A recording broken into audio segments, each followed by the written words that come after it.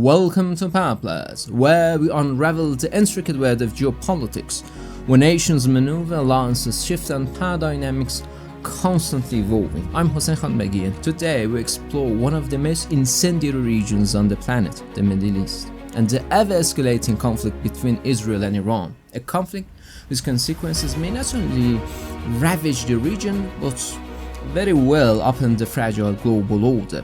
Stay tuned to the end of this program. Welcome to Power Players, your source for in-depth international political analysis and breaking news reviews. Join us as we dissect global events, decode headlines, and explore the intricate web of geopolitics. Subscribe now and stay informed. In international relations, power is the ultimate currency. Israel, a small yet military potent state, is driven by an existential thirst for dominance. Iran, a far larger and more calculating entity, seeks to undermine that dominance through its network of regional proxies. But as this long-standing enmity continues to fester, one pressing question remains. Why is Benjamin Netanyahu so fanatically bent on dragging Iran into open conflict? Is it for Israel's benefit, or is it for his own sordid political survival? So let's just go back to that breaking news we brought to you a few minutes ago, that the political leader of Hamas, Ismail Haniyeh, we're getting reports, has been killed in Iran. That's according to statements says a suspected Hamas. Israeli strike has destroyed an Iranian embassy building in the Syrian capital Damascus, with the senior commander in the powerful Iranian Revolutionary Guard among those killed. Reporting that an Israeli airstrike has targeted the Iranian after a embassy suspected bombing by Israeli warplanes on Monday. Diplomats Tehran said the strike killed 7 military advisors, including 3 senior commanders. Netanyahu's strategy, if you can dignify it with such a word, has always been one of preemption, a smug, almost gleeful obsession with striking first, a tactic that reeks more of desperation than brilliance. He thrives on the ever-present specter of Iran, a carefully cultivated phantom he summons whenever his domestic vows threaten to drown him. Through airstrikes, assassinations, and reckless diplomatic maneuvers, Israel's tried to eliminate its so-called threats.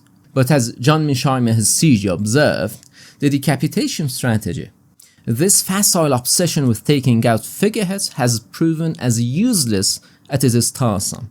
History shows that for every leader they kill, a more resolute and often more dangerous successor emerges. The decapitation of Nasrallah is not going to produce any positive effects on the outcome from Israel's perspective. The idea that decapitation is a way of winning this war in Lebanon is not a serious argument. The Israelis have been decapitating Palestinian leaders and Hezbollah leaders for a long time, and it doesn't do anything. It just doesn't have any meaningful consequence. The strategic folly of this decapitation farce is compounded by Hezbollah's increasingly sophisticated military capabilities. Since the 2006 war, Hezbollah has moved well beyond its origins as a guerrilla force, building a formidable military infrastructure in southern Lebanon, designed to outlast even Israel's most zealous incursions. But Netanyahu, in his delusional grandeur, seems willfully blind to these realities. His belief in brute force as a panacea for complex geopolitical problems, showing just how intellectually bankrupt his strategy truly is. Furthermore, with regard to invading southern Lebanon, this is a guaranteed way to fail.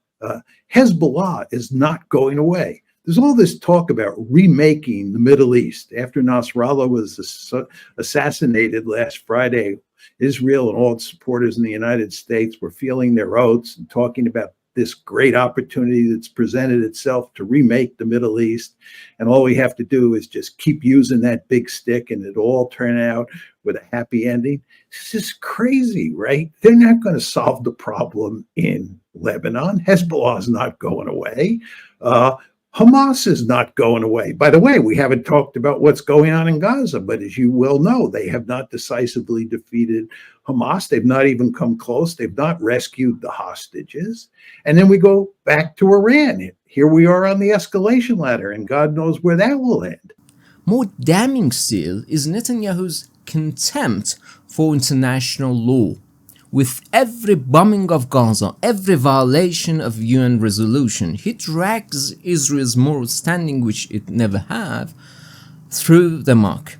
The irony, of course, is lost on Netanyahu, but it is not lost on the rest of the world. And let us not ignore Netanyahu's grotesque political calculus. Embroiled in corruption charges and facing mounting public fury over his judicial overhauls, he is eagerly grasped at the Iranian menace to unite his base. It's a cynical move, one that might ensure his immediate political survival, but leaves Israel dangerously exposed in his long term. His personal political survival, it seems, is tragically incompatible with Israel's future as a secure state. However, beyond the borders of Israel and Iran, the global ramifications of this conflict are profound. Any escalation risks destabilization in the world's energy market. Should the Strait of Hormuz, through which 20% of the world's oil supply flow, become a battleground, the consequences would be catastrophic.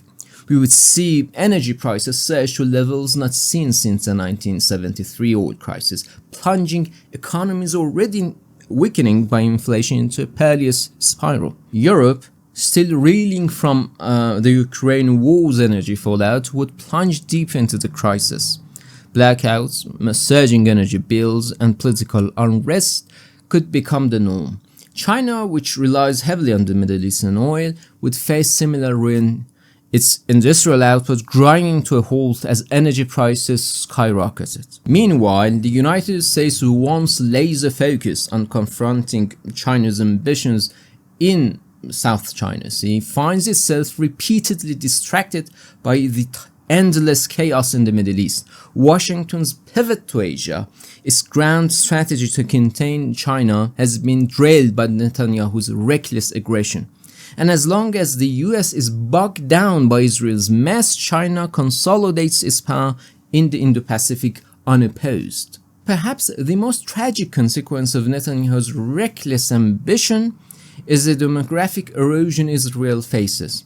As tensions escalate, and increasing numbers of Israelis, particularly those holding dual citizenship, are choosing to leave. Unlike Iran, where sanctions and international pressure have forged hardened national resolve, Israel's internal discord is driving its citizens abroad.